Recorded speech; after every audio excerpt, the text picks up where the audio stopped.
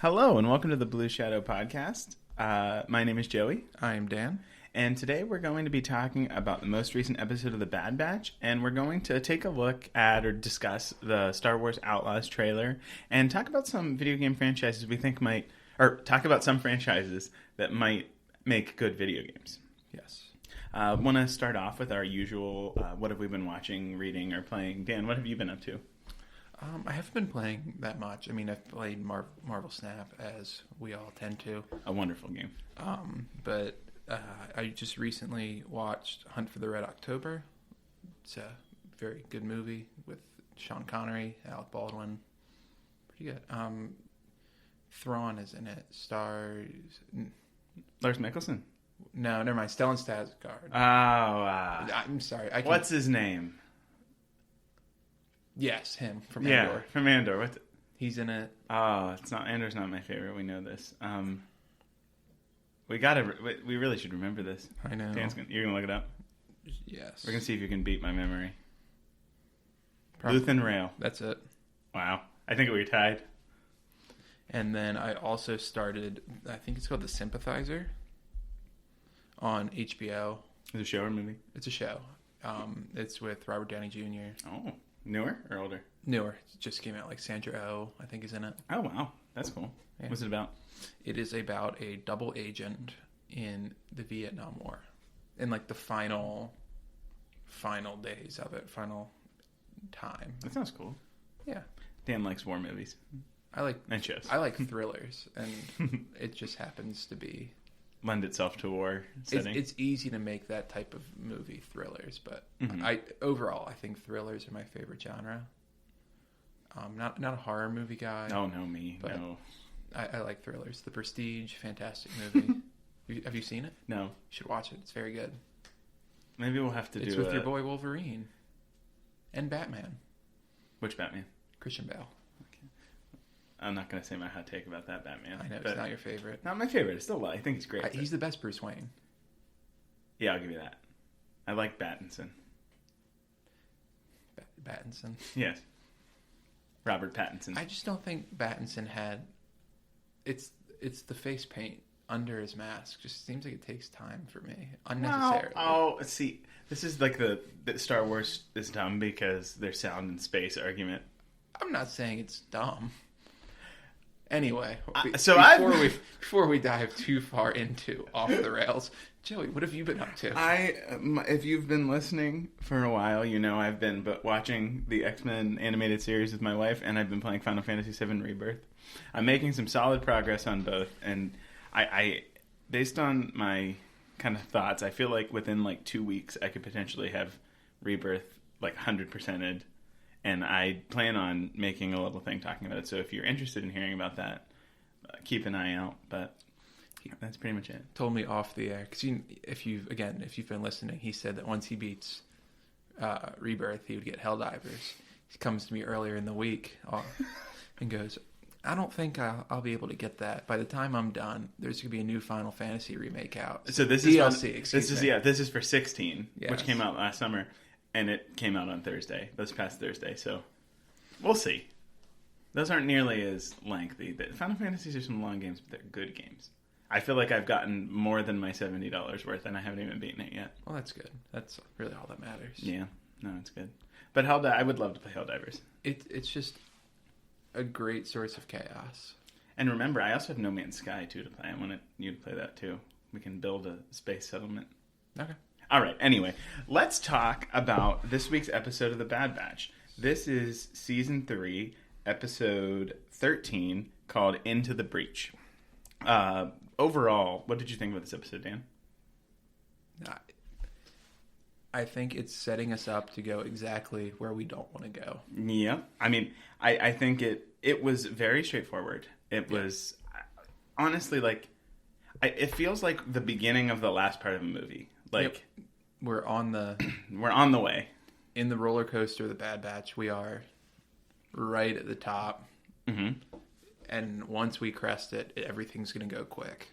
Agreed. And I think that's something that I'm going to want to talk about a little bit throughout. Not necessarily right now, but we're running out of road for the show. And there's a lot of things that either need to or I would like to have happen. Mm-hmm. So we can kind of talk about what we think is going to happen, what might be set aside for another story, and that kind of stuff. But we like to talk usually about the name, Into the Breach. We threw some ideas out last week. Do you have any thoughts on the naming? This one I feel like is pretty straightforward. Yeah, getting to Tantus. Yeah, I think the breach is the little hole that they were able to find with Rampart and his information that gets into Tantus, and they're into it. Yeah. There we go. So pretty straightforward. I think so. This episode, the last 2 episodes have honestly been pretty straightforward. And it's kind of, I feel like, refreshing to have what feels like an older style Bad Batch episode before we do all the, what I assume is going to be heavy sadness. I don't want to assume sadness, but you know. I think we're going to get a definitive ending. I agree. Not to jump the gun of what we were going to talk about, on how we think it's going to progress from here. But I think the Bad Batch will give us a definitive ending. I agree. And I think that's good. And I think they certainly, in true Star Wars fashion, will leave stuff open to pick up these characters. But I think we'll have, something concrete. I agree. I did want to say one thing before we start talking about the episode. I saw some discourse online about the episode length of the Bad Batch.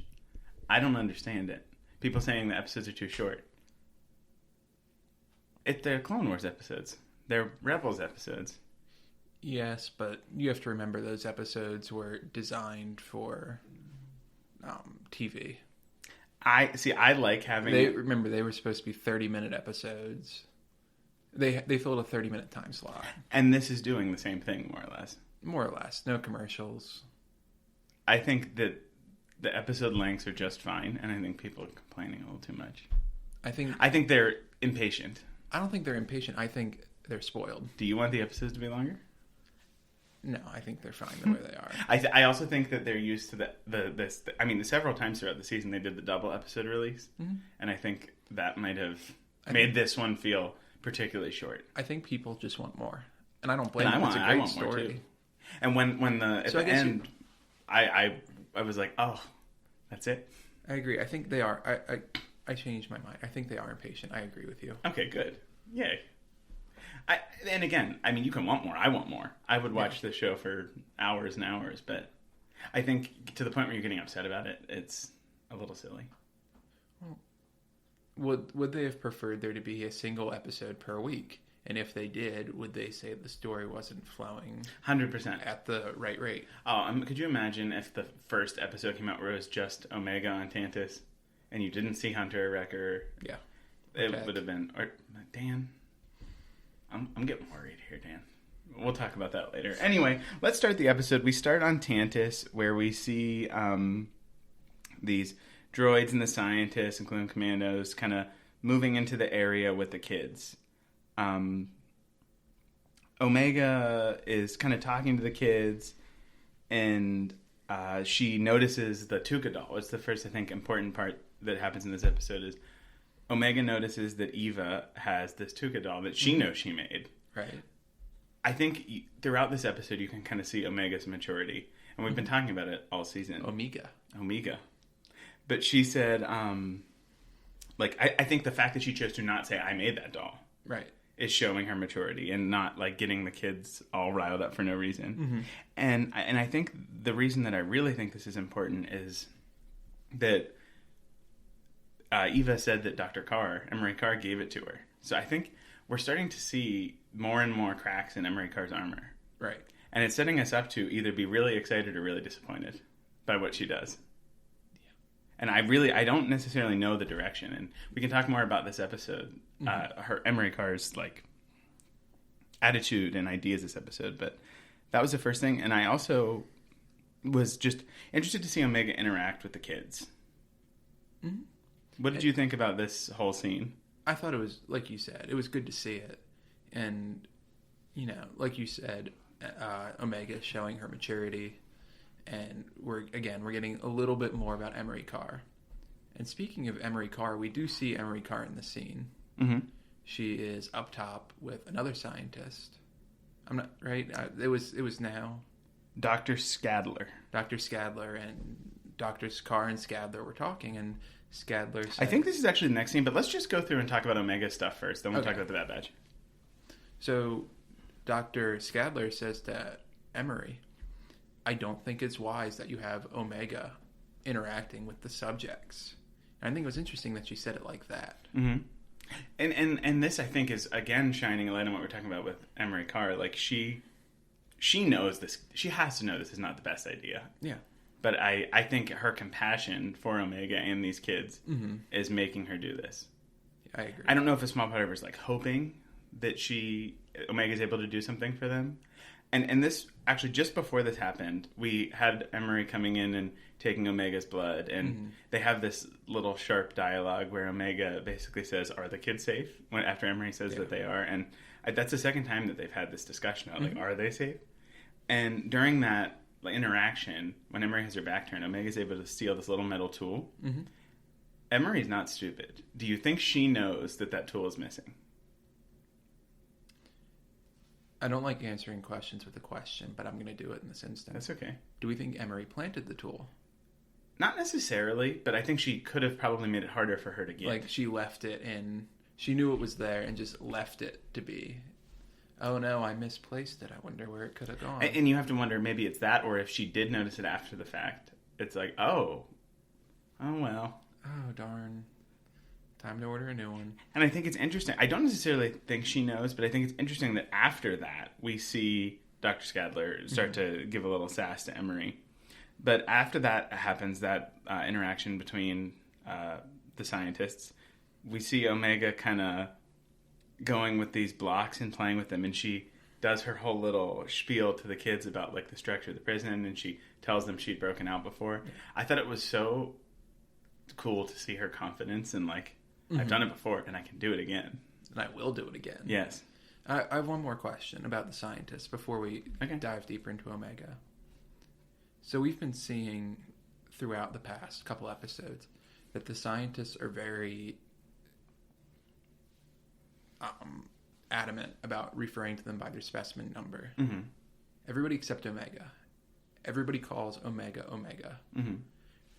So do we think that's because Omega's purpose is just so different, or because she was on Tantus for a while and they kind of just knew her?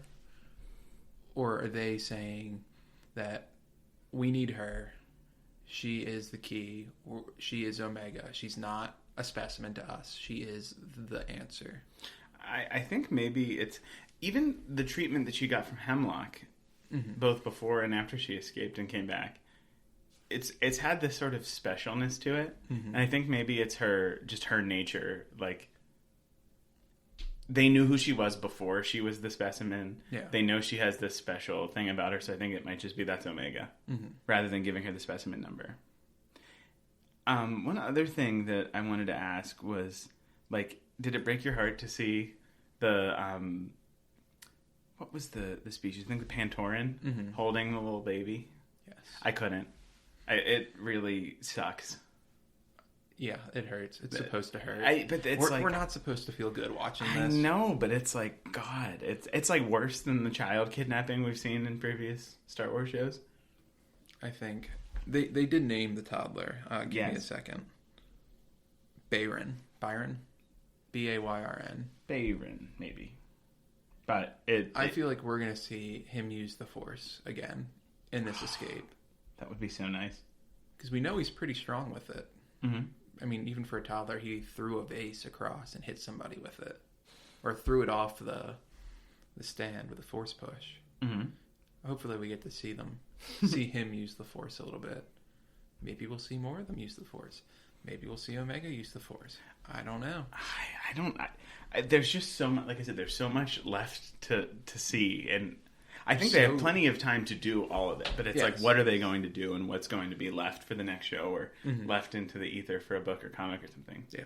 And I think that kind of brings us to the last portion of Omega's story in this episode, where she shows the kids in the previous scene that she has this little tool, and she wants to escape through the walls where we previously see the samples go, like, shipped out on this little conveyor belt thing. I thought it was really clever of her. It reminded me of, we've talked about all season, of her being like her Bad Batch members. Yeah. And like how they taught her. And it was such a Bad Batch plan to, like, break into the wall. But Reminds me of Shawshank. In a way, yeah. Yeah, seriously. slightly breaking through the wall a little bit at a time to enter into the space behind the cell that will lead to the outside somehow or another. I did want to ask, so we see, let's just kind of walk through it. We see her go in, we see Dr. Scadler notice her, and we see Omega get the panels off the wall, and you see this like really large kind of like network of beams and tubes and stuff. What do you think, like where do you think that will lead them? Probably some central stores area. Could it lead them back to the lab, or is that like where Nalase was, or is this just almost like a mailroom, the Tantus mailroom where Buddy the Elf works, where like everything's connected to it? That would probably be their best case scenario. And then this show doesn't seem to like best case scenarios. The show likes the idea of best case scenarios. They don't like to give us those best case scenarios. No. But yeah, no, I think so. We see that and gives us that sliver of hope. But then, as this is happening, we see Dr. Scadler walk through the halls, and then she, goes into Omega's room. And I don't know what I was expecting, but you knew everything was going to end up being fine, just the way that the story would go. I didn't know if you'd see her like holding the panels up with the force or something. That like slipped in the back of my mind. I feel like if they would have done that, people would have. Omega's a Mary Sue. Yeah. I mean, that's not wrong. But so she was able to fix it. Temporarily, at least, fool Dr. Scadler, right? And then that kind of is really where we leaves it after she goes to the other kids and says, like, hey, I know how we can escape. I think it's really cool to see Omega. Like, do you have any other comments on that before we kind of wrap up the Omega section? I think it's cool to see Omega being proactive. I think in the past, we've seen her or other characters just kind of sit complacent and wait for rescue. And I think it shows how far Omega's come, that she can do, like, say, I'm not waiting for them. I'm doing this myself. Omega is generating a plan that the Bad Batch would have generated. 150%. And kind of one of the bigger themes we've been talking about this whole season was Omega finally starting to mirror the Bad Batch and their actions and the way they think. And I think we're seeing, like you say, maturity start to come in. And we're seeing her taking the initiative like Hunter would. Be like, this is it. This is how we're doing it. Let's do it. I loved it. And she probably views herself in the other kids. And I think that's also why she might be more proactive. And I think that could be why she's being very careful about how she talks to them. And I think that's coming from like her knowing how she felt in similar situations. Yes. And I had one other thought about this portion of the story. Did you feel like Jax, the green Mary Allen kid, did you feel like I could see him selling them out to protect himself or something? That's hard. Because he has tried to escape. We know that. And he knows what happens when you try to escape. So I don't know if he'll sell them out, but I can see him being, I don't want to risk this. I went through it once. I don't want to go through it again. Remember, he was isolated for a couple of days, and we didn't really get to see what happens to him. No. So he might just be like, you guys can go. I'm going to take my chances here. I don't know. Yeah, it's interesting to think. Like, the attitudes are kind of different, because like Eva, you could see, had like hope. Jax seemed kind of skeptical, where I think they... I don't really know. I really... That mirrors Star Wars in any sense. I mean, we can look back at any show. A New Hope. Han Solo, skeptical. Luke and Leia, optimistic. Rogue One. Okay. No. Everyone dies in Rogue One. That is true. That's not, oh God, because of Rogue One. Oh God, because everyone dies in Rogue One. And you're trying to talk about optimism. Optimism, how we have these polar opposites. And they all eventually have this come to the light moment. And it could truly be that he's there for Omega to get out and say, I told you. I want to leave Omega. There's one thing I'm going to talk about with that, but we can talk about that after we do the Bad Batch stuff. So we, like I said, we open the episode on Omega, but after that we see this gas planet. It had a very Bespin feel to it, but I actually think it's like the episode where Fennec Shand was in the first season. I think it's supposed to be the same place. Let me check. We have the Wikipedia open. Bora Vio is the name of the planet. And it appears in... Yes. So it is that planet. So it's probably the same facility, which is kind of nifty. Nice. But, so we see Hunter kind of just sitting there waiting, and we see Rampart, just being kind of miserable, generally. He's such an interesting character. He is. I've been calling him, when I was watching with my wife, like, bad Callus. It's like, it is... Everything Callus didn't want to be anymore, he is doubling down on that. Yeah. It's so funny. Mm-hmm. There are a lot of good comedy moments that we can kind of... Yes. Talk about, but... Basically, these two are waiting, kind of sassing each other a little bit, and then we see Echo arrive in a stolen shuttle. Mm-hmm. And it's nice to see... I feel like Echo is a character in the Bad Batch that has played more of like a side role than a central role. And he has stepped away, but even when he was there, wasn't given as much limelight. Well, he was never part of the Bad Batch. He had a special armor. He was part of the Bad Batch. I mean, by genetic design. Yes. He is not part of Clone Force 99. No, and I think... Good. At that point in the war, in the Galactic Civil War, they knew there wasn't much time left. So I don't think the Grand Army of the Republic would care that a clone joined the Bad Batch. I'm thinking more like in the show. Like, we know he's... I know. And he's on the posters. He's on a the main posters character in the show, but yes. he wasn't given necessarily a lot to do. Right, because remember, they were working together. The Bad Batch was the whole time before they took him. So they had all the main roles filled out, and he does play a more niche role. Like, as you would describe, he's a tech card. Okay. I don't think I like the way you're talking about him not being part of the team, but let's gloss past that. He's part of the team, but he's an added member to the team. He's the person they bring in season 6 of the sitcom, who's still there, still has their moments, but... That's like saying because you got hired 2 years after I started, you're the add-on character that isn't actually part of the team. That is true. That is not true. Anyway, I thought it was nice to see Echo back working with the Bad Batch. I love Echo. I don't want you to think I know. I just don't agree with your assessment on his status as a Bad Batch member. What's his clone number again? I don't know. I didn't see 99 in there. Oh my god. They didn't release all their clone numbers until some board game or card game that just came out. Doesn't matter. Echo is CT1409. There is a 9 in there. Anyway, we really got sidetracked there. But it was nice to see Echo come in, and I was excited to see him play a whole really large role in this process. Yes. And you can really see how much he cares for, like, Omega. And, like, there's no hesitation. There was no, like, little snarl or, anything. Let's do it. Yeah, so he basically said, like, the plan ultimately is that no one knows the location of Tantus. They go to this station outside of Coruscant, and the vessels that are going to Tantus are transmitted the navigation coordinates.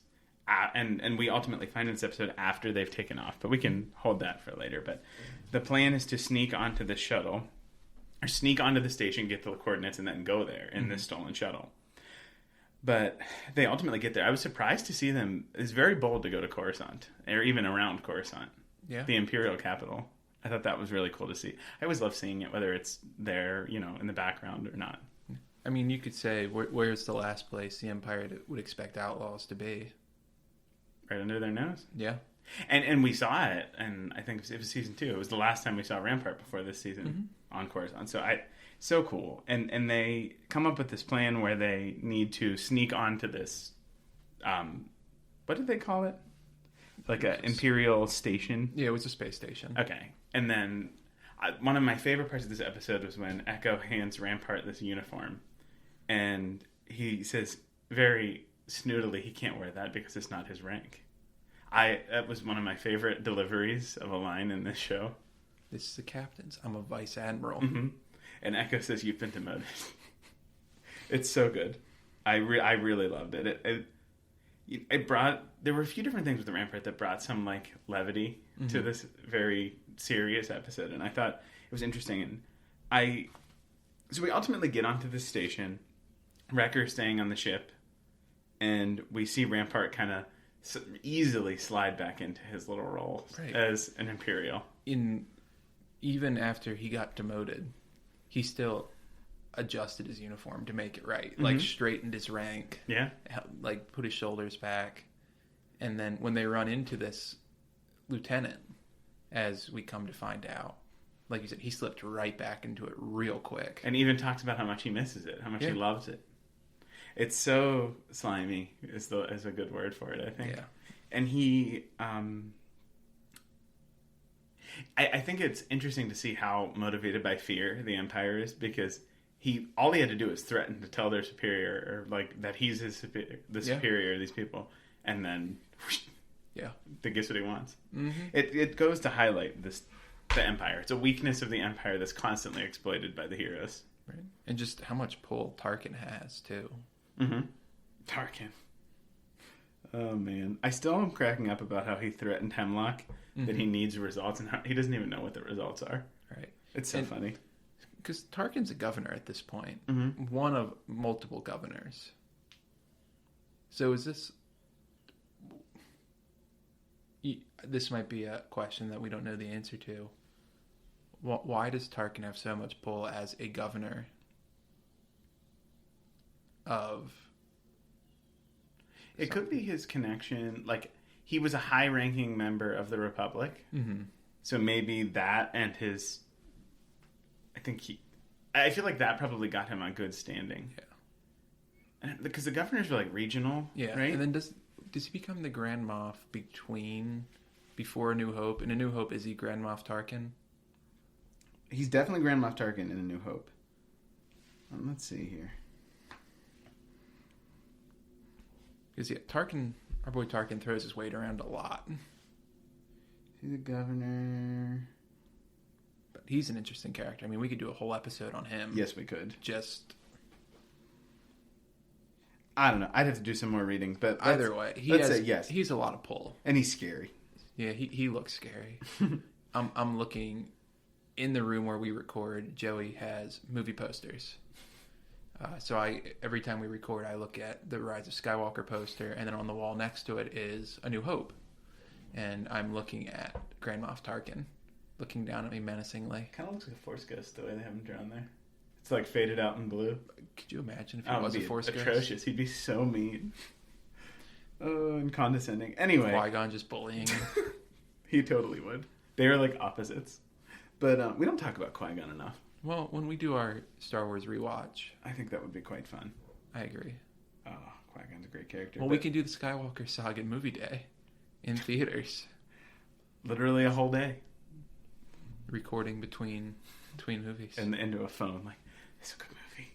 Anyway, we get into this control room, and we ultimately find that this is where they stop their little facade of Rampart just bossing people around, and they end up having to stun someone. Yeah. And we ultimately find that these coordinates that they're there to get won't be given to the ship this science vessel that's going to Tantus. It won't be given to it until after it, takes off to go to Tantus. And that obviously infinitely complicates their plans. Yes. I wanted to ask you what you thought about Rampart reluctantly being now involved in the plan to go back to Tantus. I think Rampart's fueled by spite. And I think we don't know his intentions yet. I don't know if he even knows his intentions yet. Like, is he going to go to Tantus and then be like, hey guys, here they are. I delivered them to you. I feel like is more likely than him. Like, I don't see a world where Rampart becomes a good guy, or like if he makes it out of this show, becoming a secret leader of the Rebel Alliance. I just don't see that. I don't know if I can. Out of the show. That is very possible. I don't know if I could see him sacrificing him. He hates the Bad Batch. He hates clones. He literally says in this episode, "I hate clones." Yeah.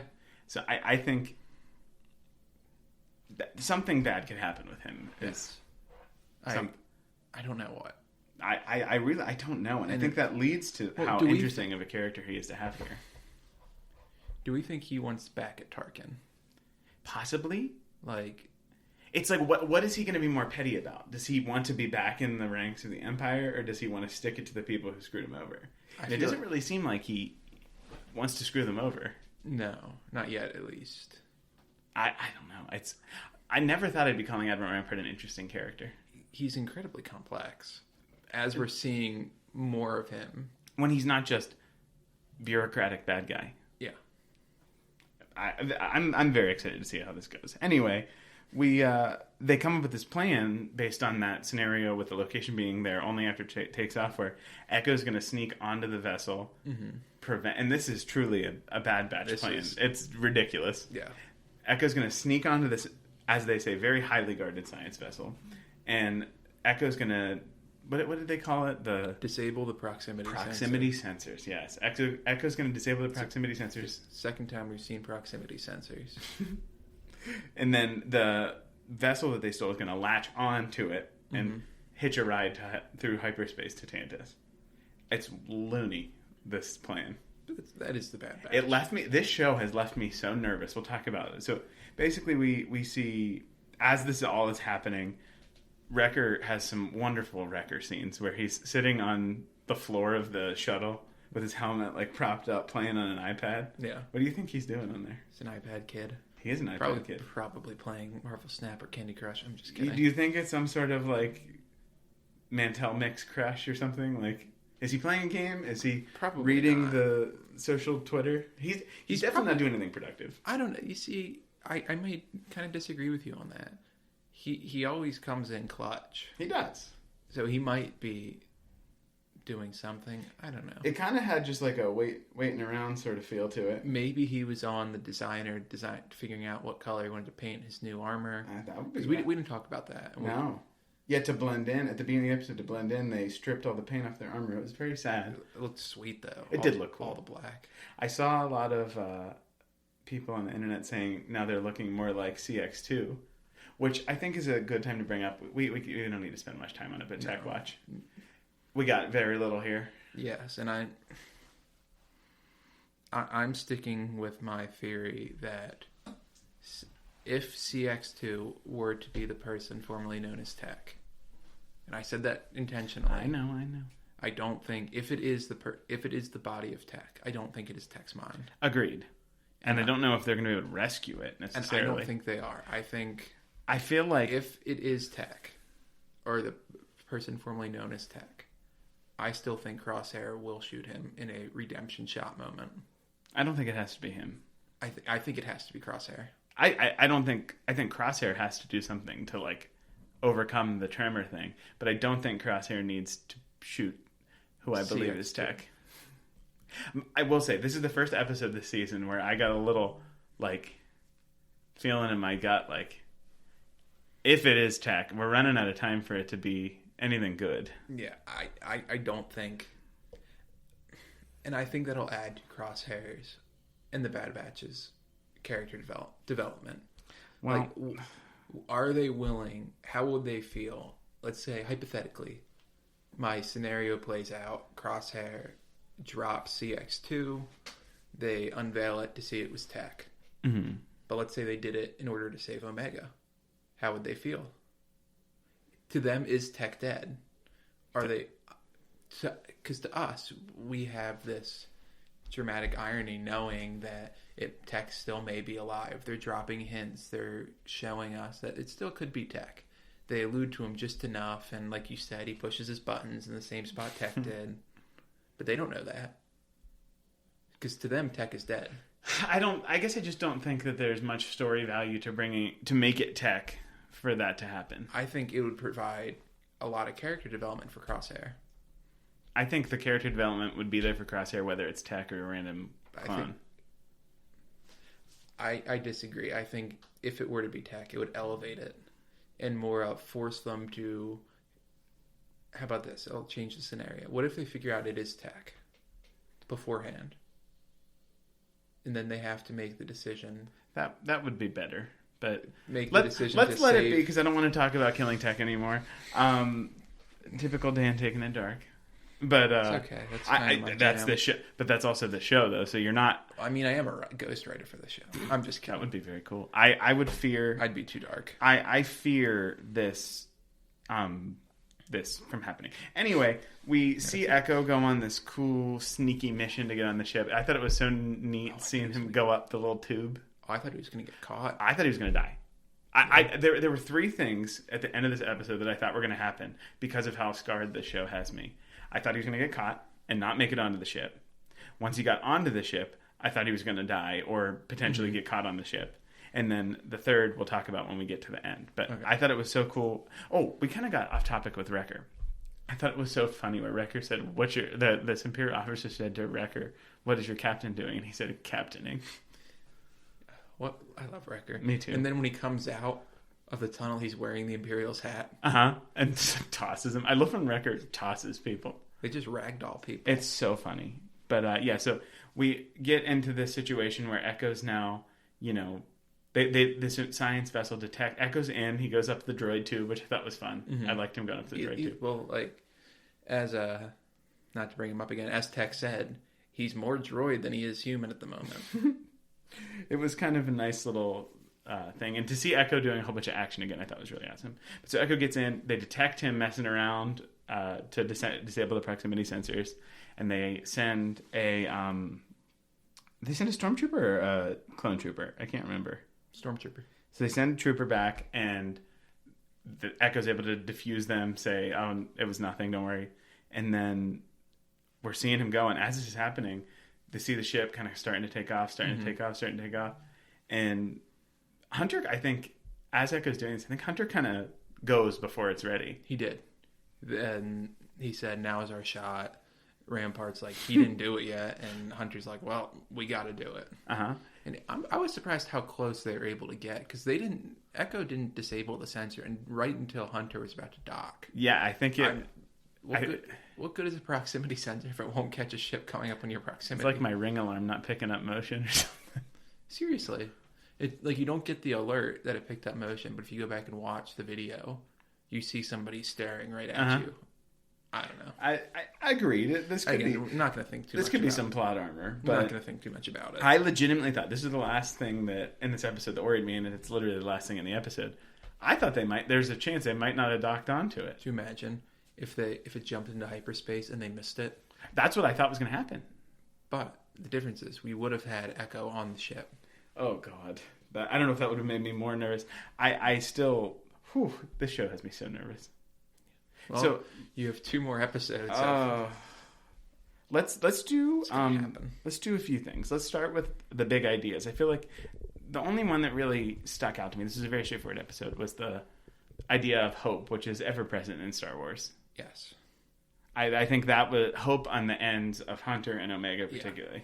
Yeah. And I agree, and I think that also kind of goes into Omega's maturity as well. But yes, hope is ever present, as we talked about. And it hasn't necessarily been through this season, which I thought it was nice to see it kind of glimmer back a little. Yes. So do you have any other big ideas you think? Just Omega's growing up, kind of transitioning into what they all thought she could be. Mm-hmm. Really seeing the payoff of her her joining the team. Yeah, I like that. And being under the tutelage of the 4 or 5 different people. Mm-hmm. They all taught her something, and now we're finally starting to see that pay off. It's so nice. I love it. But that leaves us to having 2 episodes left. That's episode 14, Flash Strike, and episode 15, The Cavalry Has Arrived. And that brings me to the other questions I wanted to ask you.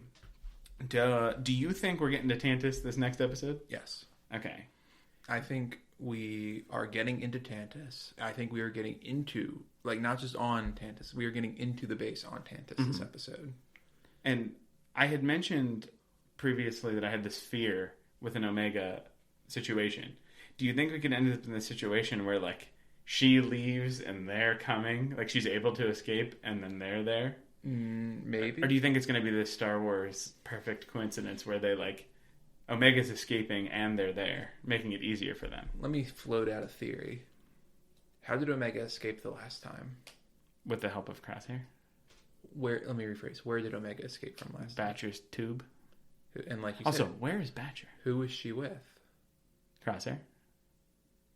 Do we think Crosshair gets them into Tantus through Badger's tube? It's possible. That's actually a really good concept. Because he knows how to get in, just like because he had to get out that way, and he knows that they don't keep. Because they can't just fly right in there. No. I almost got to wonder, like, where they, like, how they're able to, like, you'd think they'd be detected as soon as they get there. They're probably gonna detach. And then that leaves Echo off on his own. Oh, this is going to make me so nervous. I would not be surprised if we see Crosshair take the lead and say, let's go through the tube. I think that's actually a really good idea. What if Star Wars serendipity, they meet in the tube? That's way too easy, I feel like. Well, let's think of the episode titles. Flash Strike implies that there's going to be a quick attack. Mm-hmm. And then the cavalry has arrived is... somebody's calling for help. Mm-hmm. But who is the cavalry? Is it Rex? Yeah, that was a question I had. Is the cavalry has arrived? Like, you would think, I in my mind had this as the episode where they were getting to Tantus to save Omega. Mm. Something weird and something that we can't predict, I feel like, is going to happen. What if... Because again, they've been...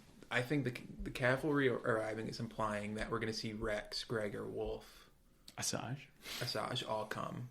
But what if it's the other way? What if it's the Imperial cavalry that comes? Oh dear, that's not great. Let's kind of leave that. What if we? That's not going to be what happens because the cavalry is already there. What? No, the Imperial fleet is not there, Joey. They don't need the Imperial fleet to deal with 4 clone troopers. They don't know. The Imperial fleet doesn't know where they are. What if we see 3 Super Star Destroyers jump out of hyperspace? That will be sweet. I know, I've said it before. Anytime an Imperial ship jumps out of hyperspace, it's always a cool scene. I don't know. I think I might disagree with the fact that this is going to happen, but it's okay. I'm not saying it's going to. I'm saying what if... Because it's not wrong. Like, it's, as the name implies, the cavalry's coming. Just who? Which sides? Like, what if Hemlock goes to... Tarkin for help and it's like, I'll tell you what you need to know, but you need to help me out. Doesn't that seem a little extreme for 4 clone troopers? Well, we don't know. What if both cavalries arrive? What if we get the clone army, the remnants of the free clone army coming, and then we get the remnants of the Imperials? Let's I know this can get... Let's move on to what, like, there are a lot of dangling threads. Oh yeah. Wolf, Emery Carr, the actual escape from Tantus, all of this stuff doesn't need to, like, Rex, Asajj, like, there's a lot of dangling threads. What do you think, and we don't have to spend too much time on this, but, like, what do you think is likely to be cut? Like, what do you think we're likely not going to see? Like, I was hoping to see Ventress again. I don't necessarily think we're going to see Ventress again. I don't think she provides enough to the story, unfortunately. I don't think she has any reason to be involved with these people. Other than maybe receiving these children if they're able to escape, these Force-sensitive children. She would do it for Omega and only Omega. Mm-hmm. Can you imagine if we see a Rex Ventress? That would be so weird. Could you imagine how that would go? Rex would be so confused. They've met, right? Definitely. Or they at least know of each other. Yeah. At least Rex at least knows of Asajj. And Asajj probably knows of Rex. I mean, because again, Rex was a pretty high-ranking member of the clone army.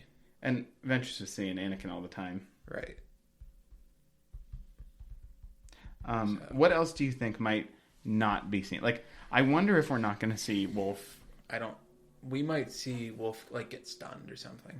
Rex does know Ventress, by the way. Yeah. Looks like it's actually from the movie. The Clone Wars movie. Anyway. I think the Wolf storyline is going to be played down a little bit. I wonder if there's going to be some... We've talked a lot about the next animated show when we said we want to do something separate, but, like, they're almost leaving so many threads that it's like they could do something else in this immediately after this era. And we're seeing all these other characters who aren't the Bad Batch getting pulled into the frame, pulled into the picture, kind of giving credibility to that. In a way that, like, maybe they didn't necessarily need to. Like, but they're here now. And, like, what are we going to do with all these... Like, I find it odd. And the Ventress one is the thing that brings me... Like, they've said they're going to talk more about... Like, they resurrected a character, said they're going to explain why and how. And then she showed up and they didn't talk about it at all. I think we're going to... A Hidden Path show would be good. Would be great. Ventress's Academy. I know that's not going to happen. The Ventress Academy for grades. I feel like that's just moving. Dan, I feel like it's just moving the path, moving people through the path. Yeah. Anyway, I think there's a lot to be had, but I think that's about all I have for this episode. And we're in for a wild 2 weeks. It's gonna hurt. Tech Watch. Tech Watch. We'll have an answer to Tech Watch. Can you imagine if they just don't? They just let it go. I would cry. And they're like, yeah, he was dead the whole time. It's not. I mean, no one and nothing in this story has said Tech's. They've not given any indication that Tech is alive. No. But they've talked about him a lot. Anyway, well, I mean, okay. Do you want to? No, I'm not gonna. It's okay. We don't need to go into a rebuttal on that one. I feel like I would just get aggressive. That's okay. We've already gotten aggressive like 3 times today.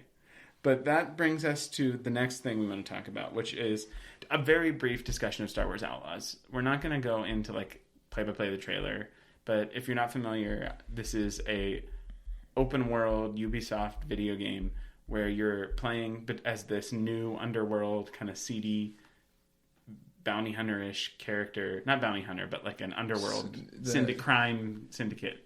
The trailer described her as the newest scoundrel. There you go. Scoundrel's the word I was looking for. You're playing as this scoundrel between episodes 5 and 6, which is a really exciting time period to be in a game. And you're kind of, in order to save yourself, you're doing a bunch of different like odd jobs for these syndicates. Right. What do you think of this concept for a game? I enjoy it. I think we've had multiple Star Wars games. Battlefronts 1 and 2... Battlefront 2, fantastic game. Love Battlefront 2. Fairly recently, we got Lego Star Wars, the Skywalker Saga. So enjoyable.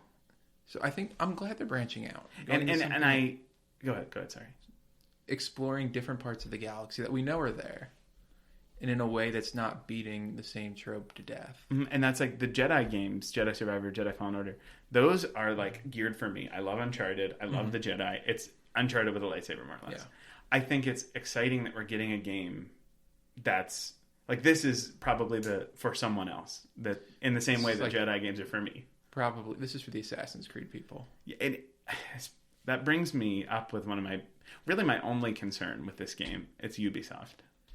It depends how they want to do it, because again, you and I have talked off the air about Assassin's Creed, especially Black Flag, and how I think probably their most perfect Assassin's Creed game. And that was pretty open world-esque. And that leads me, though, to I love the early Assassin's Creed games. I love the first 2 Watch Dogs games that they'd made. Mm-hmm. But their recent stuff, the most recent Watch Dogs game, several of the recent Assassin's Creed games are all this, like, bloated, like, it's like you're doing stuff for the sake of doing it, not because you care about the story. As opposed to something like Final Fantasy Rebirth that I'm playing right now, where the side quests, you actually feel like, oh my god, I want to do this side quest because I can get something useful out of it, or I care about the story, or both. Yes. That's my biggest fear, is the monetization and just the bloated open world nature of Ubisoft's most recent games. I think Ubisoft did that because of the success of the Grand Theft Auto franchise, specifically Grand Theft Auto 5, where they have an open world game that's still being supported a decade later. And still holds up pretty well. Mm-hmm. And I think they kind of set the model of, you can do open world, you can have little side missions. And I think, again, it's so popular. I mean, I still play it. Yeah, and the concept of an open world game isn't new or foreign in any way. It's the fear that I have with the way that they've handled some of their more recent games. But I am optimistic about it. Star Wars doesn't let bad things happen to their franchise. I agree. And that's why I was surprised that this was even happening in the first place. Right. But I think that being in the Star Wars world will be enough, for me at least, to get look past some of this. But there is that little controversy where people are upset that the Jabba is in the trailer, but the Jabba mission is locked behind a paywall. They said one Jabba side quest was locked behind a paywall. That is true. That doesn't necessarily mean we wouldn't see him in the story. But I think we're going to see him in the story. I think there are going to be missions for Jabba. I think there's one specific Jabba side quest that is locked.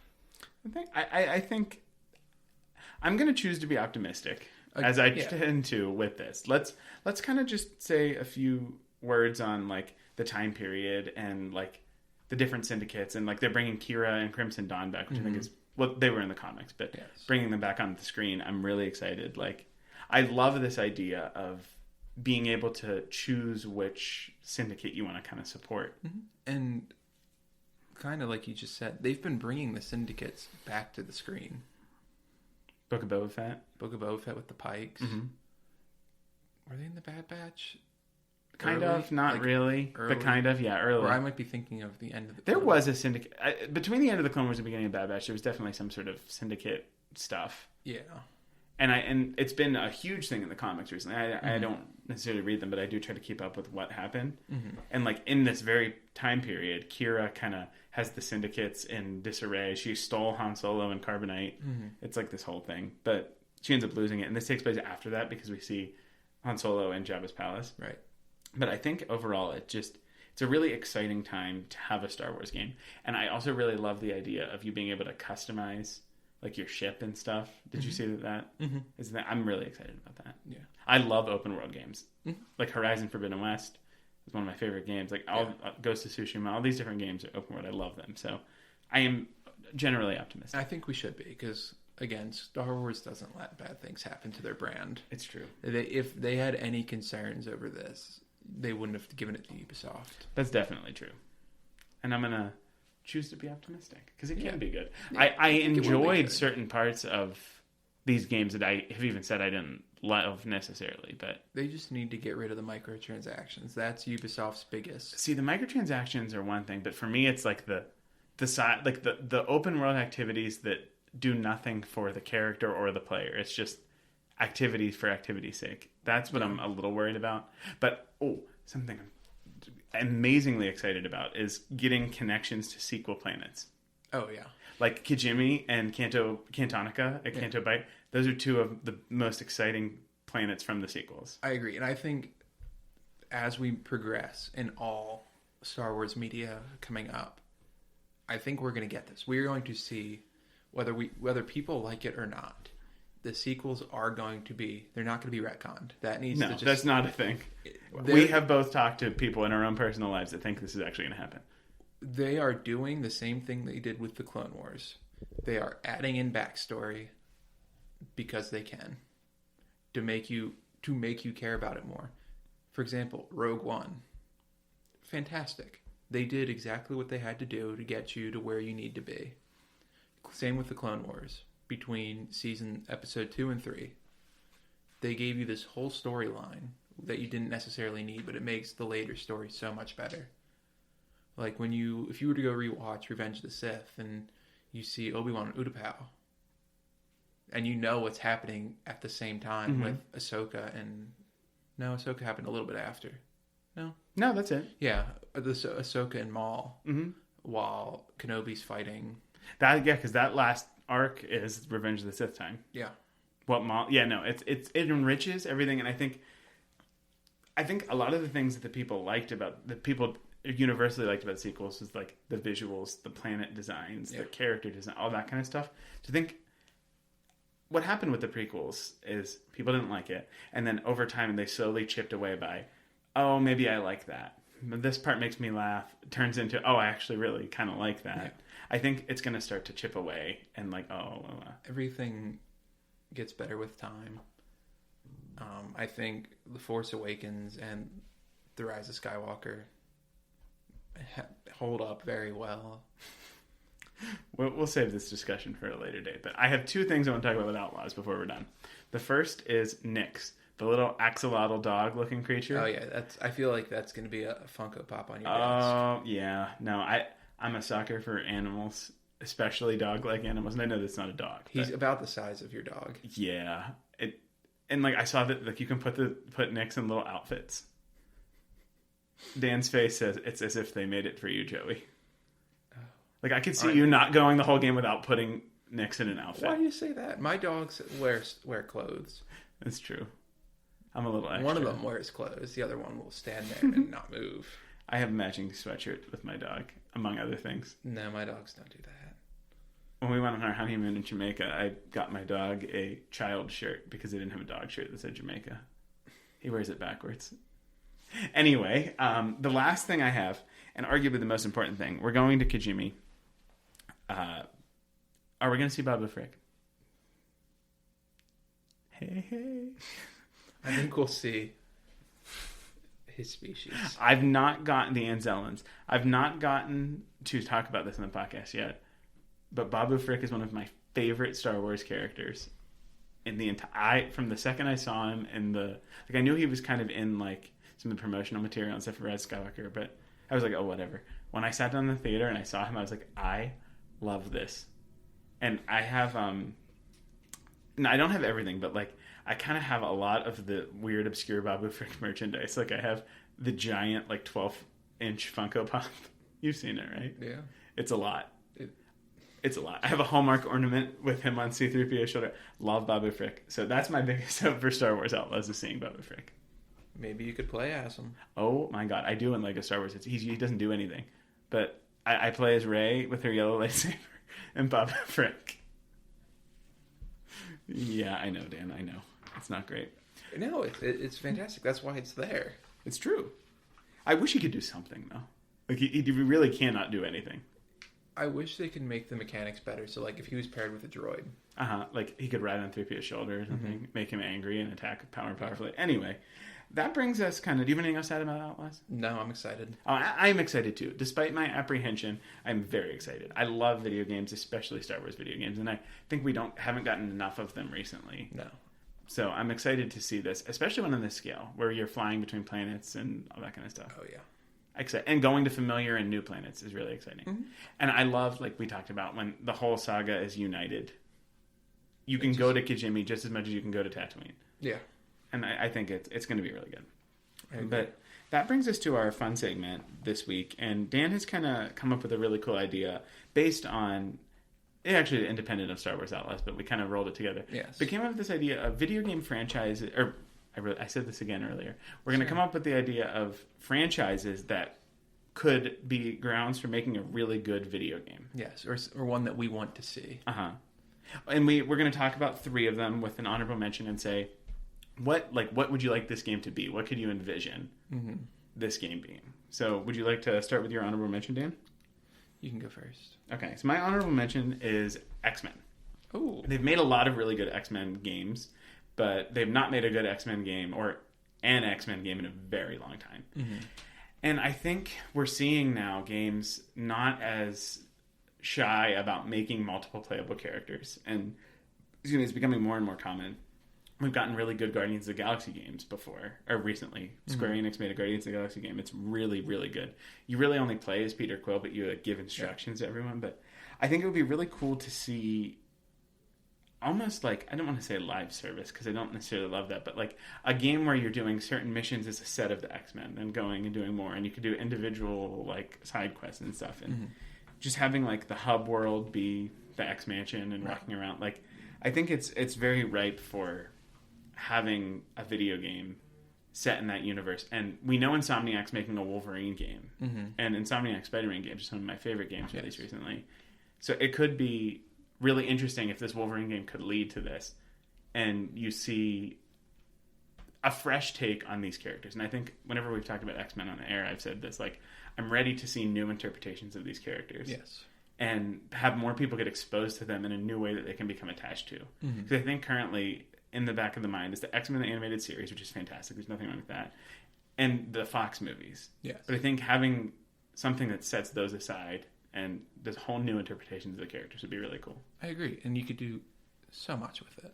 There's so many X-Men. Oh my god, yeah. What if you could create your own? There is a game that did this. It was PS3 era. It wasn't received very well. But this is a theory that actually happened. Well, call me a game designer. We should try it. Could stream it. That'd be fun.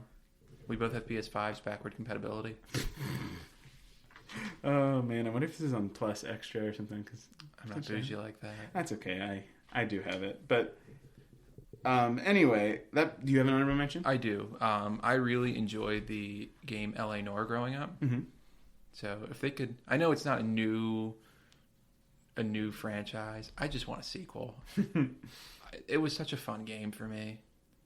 Do you know the premise of it? I've not played it, but I know the premise of it. So how you're a detective? Yes. Yes, that was fun. I didn't want to... I'm going to use this to do a second honorable mention. Are you familiar with the show Psych? I know I've talked to you about it a little bit before. It's with the guy from West Wing, I'm pretty sure.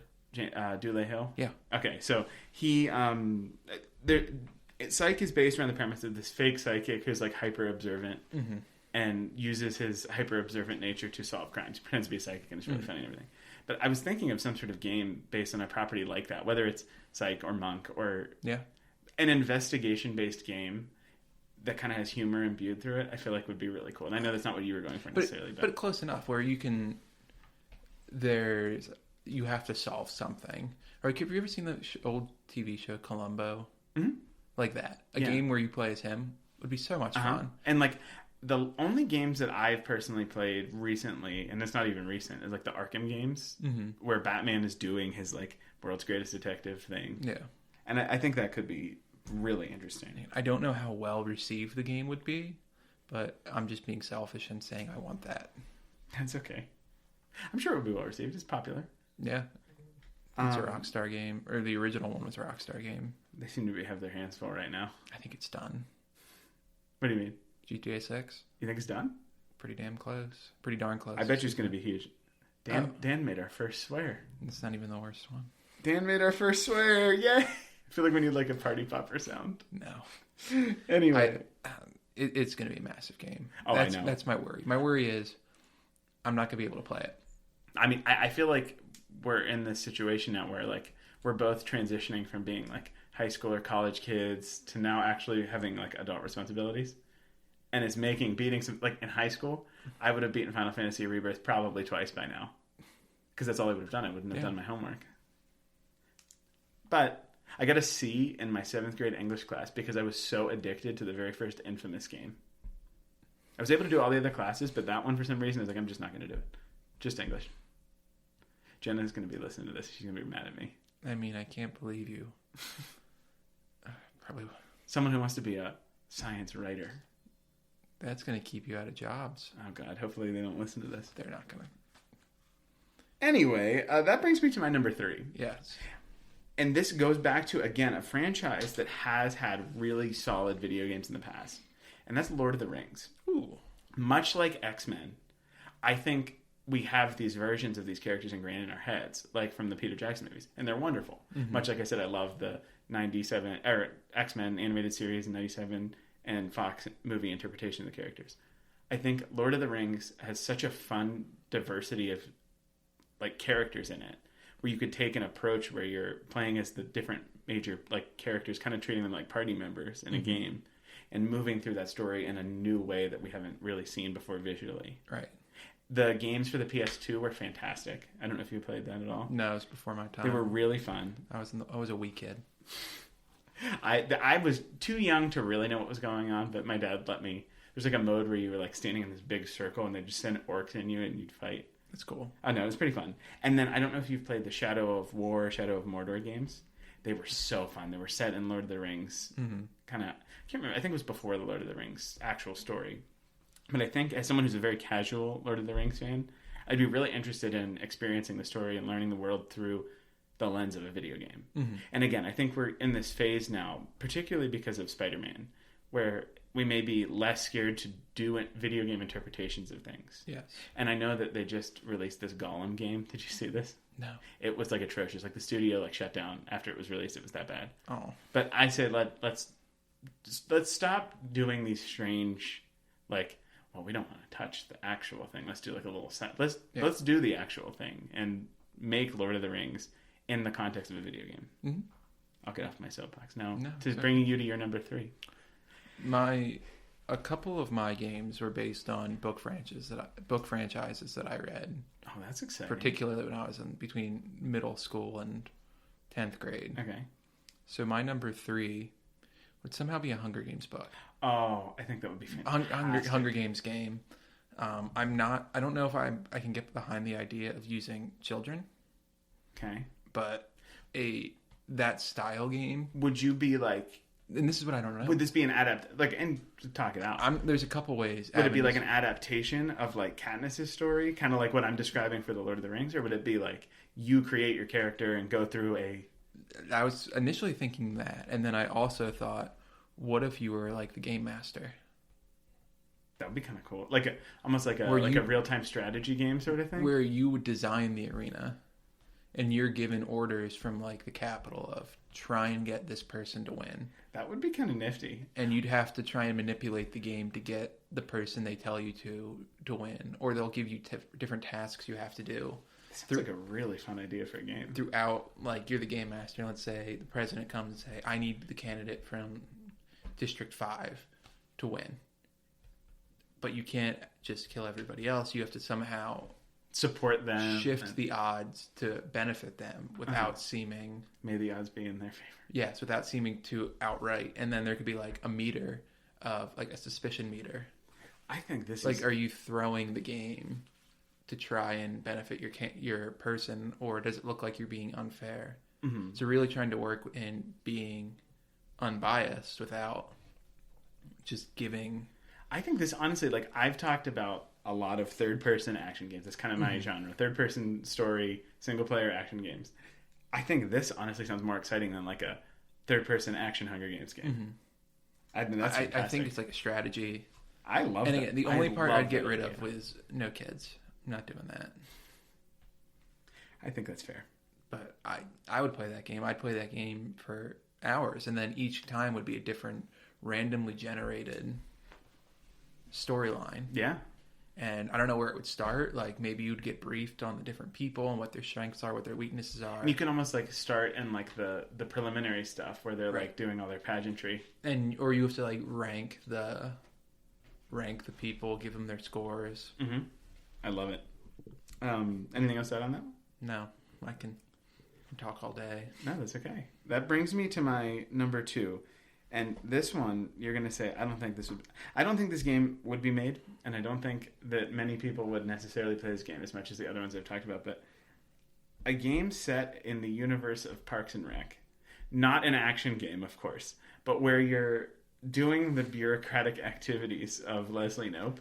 I'm going to make a very generalized statement here. You want to make a video game of a work simulator? Yes, I know. You know how popular like Garbage Truck Simulator is? Yeah, because Farming Simulator. I have Farming Simulator only because there's a PlayStation Plus free game of the month. But like somebody working a desk job would not want to simulate working a desk job. Well, you see, home. I said Dunder Mifflin, and at first in my mind, and I was like, no, that I think might depress people. But in this, imagine you're like planning the details of the Pawnee Harvest Festival, and you have to like orchestrate the different rides, and you have to get different food vendors. Bureaucratic roller coaster tycoon. I was going to say my wife loved Roller Coaster Tycoon, and I envision her sitting. She has this like modded open Roller Coaster Tycoon thing where I don't know exactly what it does, but she sits on her laptop and I hear click, click, click, click, click. Could you imagine you trying to plan in the Pawnee Harvest Festival in your game and it can't do it because you didn't get a permit? This is exactly what I'm talking about. And like that kind of stuff. And like you have to go like close the library or something. And if you get Little Sebastian, you win, but it's like really hard to get Little Sebastian to come or something. Yeah. Anyway, that's all. It's a very niche game, but I feel like it would be. It's almost like it wouldn't be like I'm describing a lot of like AAA, large scale, high quality. Like this could be like. I feel like this would be like an 8-bit game. Yeah, like a mobile app. Like you could have Pixel Leslie Knope and Pixel Ron Swan. Like Ron Swanson's actively trying to hinder you. It would be so entertaining. Do like Pokemon style. I would love to have their voices though. I don't love like text without voice. Anyway, that's irrelevant. You're number 2, Dan. Also based on a book franchise, and it was the Percy Jackson franchise. See, I've never gotten into it, but I think it'd be great from what I know about it. So just to remind you, and if anybody who's listening hasn't read them or seen them, the series follows a demigod, and it's set in the United States, and it's about these kids whose parents are, or one of their parents is a Greek god who had them with a normal human, therefore becoming a demigod, which is half a god. So they have godlike abilities sometimes, but they aren't gods themselves. Mm-hmm. And there's this camp called Camp Half-Blood where these demigods go to train and do stuff like that. So I feel like you could create a character and then maybe get it randomly assigned to God and then do like a god parent, for lack of a better word. So you want character creation rather than like a fixed story for everyone? Character creation, but then there's fixed story elements. Okay. And so like you could get different pairings that would affect... Yeah, so like let's say it's most, you could say, focus on the 12 Olympians. Mm-hmm. And then each time you get assigned a random Olympian who's will have tasks specific to that person. I don't know the logistics of it. I just always thought it was cool growing up. I think it would be cool. And I think the diversity of powers is really cool. One of my favorite things, not to continue beating the Final Fantasy horse, but Final Fantasy 16, which again, that one came out last summer, had different sets of powers for different reasons. I won't say more in case you just had to play it, which I think you should. It's fantastic. But sure it is. There's different, like, I was so exciting to get like the fire power or the wind power or the earth power or, you know, like that kind of like... It's thought of a new game. It's not my number one. Okay. You had a second honorable mention. Here's mine. Go ahead. An Avatar, The Last Airbender. Oh. Would you want it to be a new Avatar or would you want it to be Aang or Korra? New one. I think that would be really good. Where you would be the Avatar. Then you have to learn the different... Different bendings. The game is writing itself. I mean, the mechanics are so... Yes. Yes, anyway, yes. That was my second honorable mention. Not to cut you off. No, big yes. I don't even remember what I was talking about. Talking about Final Fantasy getting... No, it's okay. You got it. Different power, different elemental powers. I think Percy Jackson could kind of do something like that, depending on your character's story. Okay, so that brings us to your number one. I don't think you're going to guess. Do you want to guess what my number one is? Oh. I don't even know if you know I like this thing.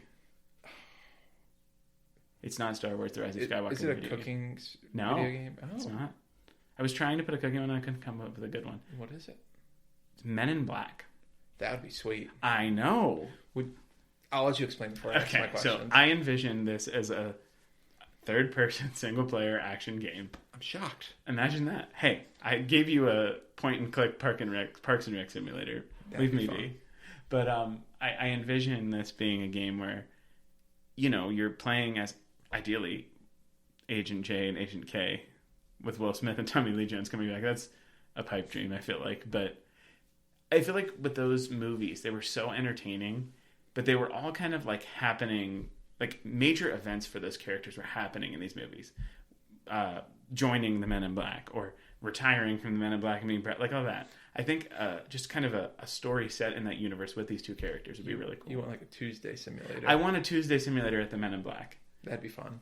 And I envision the gameplay being something like you get all these different crazy weapons, like Ratchet and Clank. I don't know if you don't think you've ever played any of those, right?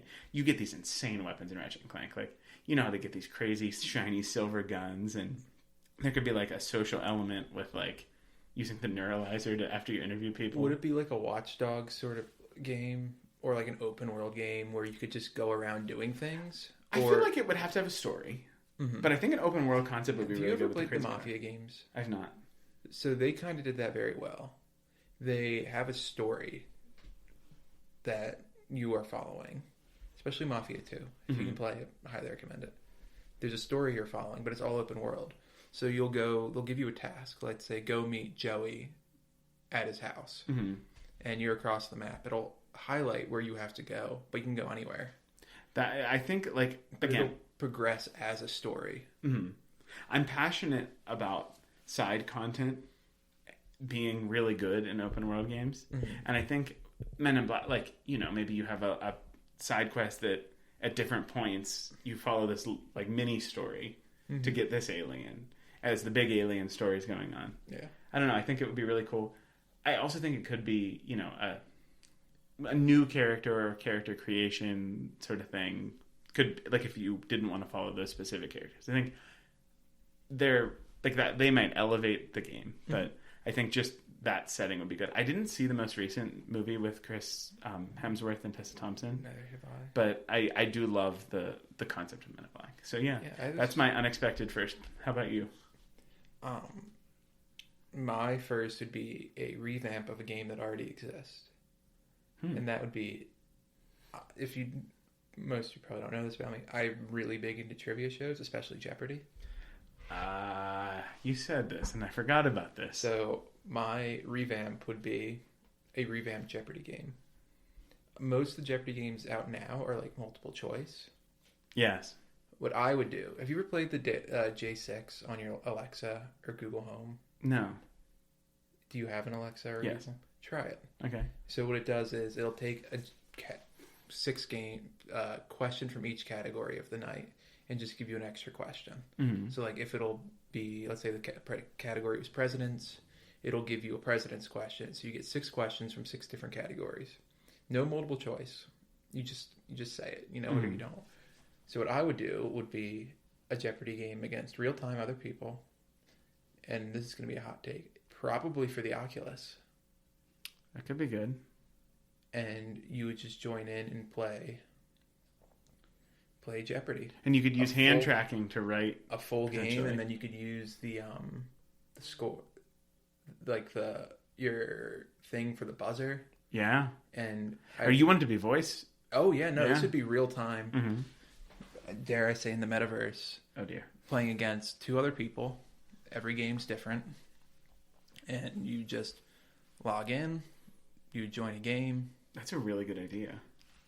And they'd have a host. Who would the host be? Well, they'd probably use Computer Trebek. Probably, or an AI Ken Jennings. Is it? We can get to the slippery slope of reconstructing someone with AI. Let's not do that today. Well, I was going to say, because you don't even have to reconstruct them. Because they have a question bank. You could use it like his entire career's worth of a voice. That is actually a genius idea. And then now the logistics of it, I don't know. Would you stay on if you win? Like, let's say, would you have let's say we were playing and you win. The next time you log in, would you keep your streak? Would Almost like a roguelike Jeopardy game. Would you keep your podium? Like, would you be the champion's podium and keep your streak? I think you're describing a roguelike Jeopardy game. You mean roguelike? Roguelike, have you ever heard of like Hades or Returnal? No. This is a game where you, like, procedure-generated, like, levels come up, and you go through and, like, you do runs. Mm-hmm. And you go and you, like, will do your run, and you'll usually unlock something with the story if you get far enough. Mm-hmm. And then when next time you die, you have to start over. But you're kind of describing a situation where you start your Jeopardy run, and if you keep winning, you could like stay on. Yeah, but would all be real time against real people. That's the important part for me. Can I throw a variation idea out for this? You've played Jackbox games before, right? Yes. I think a version of this, whether it's the same game for consoles or obviously this wouldn't really work in the metaverse, but a Jeopardy game where you're like typing your answer on your phone while it's happening on the screen in a similar way to what you were talking about against real people, whether it's with your peers in front of you or with someone online, could be interesting. My only hesitancy to that would be the timing. Like, because the way I thought about it, you'd keep it quick. Mm-hmm. If it's all voice, you could buzz in and then say, who's the second president? Buzz in, John Adams. Or instead, if you were typing it, it would just add a little bit of length. It would, but I think like Jackbox, in particular, some of those games has really gotten timing down. Mm-hmm. It would make online. This would be more for like local play, I feel like. Right, and I'm thinking just because this was all based for online play for me. But this theoretically could be part of the same game with different versions. This could be an app. Yeah, but because there is a PlayStation Jeopardy. Is the Jeopardy game on Oculus now? I don't know. The Jeopardy game, as Dan said, that's currently available on PlayStation is, it's multiple choice. It's good. It's fun. But getting you closer to actually feeling like you're in Jeopardy is a great concept. One thing we do at work every week, which we didn't do this week. No, we didn't. It's the Jeopardy calendar. I'm getting my booty smacked. Neither here nor there at this point. When it finishes, it could be. He's doubled my score. But it's not multiple choice. They'll give you a clue every day, and you have to guess it. Mm-hmm. So something like that. Yeah. I think that concept is wonderful. Even that level of question. Mm-hmm. And I think this could be packaged, like the current Jeopardy games packaged with a Wheel of Fortune game. That'd be fun too. I think like a re-envisioning of these different game shows to make them more like being on the game show. And that's why I went to Oculus, because imagine if you're doing Wheel of Fortune, you could grab to spin. I think Oculus, I really like this idea. And you could do it with your, like, you know how I was saying about your friends, you could still log on to your, like, you could get on your Oculus. Like we play almost every week with my dad, Oculus Walkabout Mini Golf. Mm-hmm. Same thing, but Jeopardy. Yeah. I love this idea. Well, anything else to add on our dream video games? No, I could go all day. Me too, talking about different single-player, third-person action games. The RPGs, you get to design your character. Well, anything else to add for the week, Dan? No, this was a good week. It is. We're gearing up for May 4th, End of the Bad Batch, Tales of the Empire. Sadness. Or joy. Sadness. Hopefully, we'll be seeing me talking about Final Fantasy VII Rebirth. That'll probably be solo. I don't think Dan wants to sit here and listen to me talk about a game he has no clue about. Again, my knowledge of Final Fantasy only extends to Super Smash Bros. Ultimate. I do play Cloud. I do play Sephiroth. Sephiroth. There's a P in there. There's a PH. Sephiroth. I play the bad guy. Yeah, with the long white hair. But Dan is coming up on graduating his master's program. So he's going to have a lot more time. I'll be throwing video games his way and seeing what sticks. Much like our science. Depends on who you ask. On that note, thank you so much for listening. We are Blue Shadow Podcast. Please give us a subscription or rating on your podcast platform of choice. Give us a follow on Twitter at Blue Shadow Pod or on Instagram at Blue Shadow Podcast.